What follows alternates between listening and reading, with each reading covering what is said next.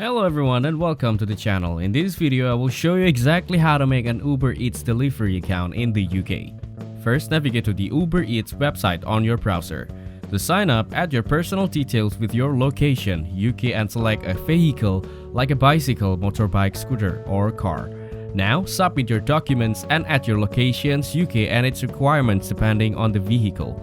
To upload documents, use your app or sign in partners.uber.com to visit your partner dashboard. When you upload an image, make sure the document image is clear, all text is readable, and all four corners of the document are visible. After you sign up for a courier account, you will receive an email asking you to complete your background check. Note that the partner may require you to provide a separate set of documents to complete both the right to work and basic disclosure check.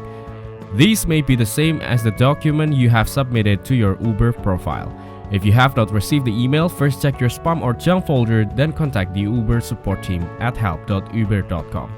Thank you everyone for watching. Hope you got some value. Make sure to like the video and subscribe to our channel. Leave a comment down below. See you in the next one.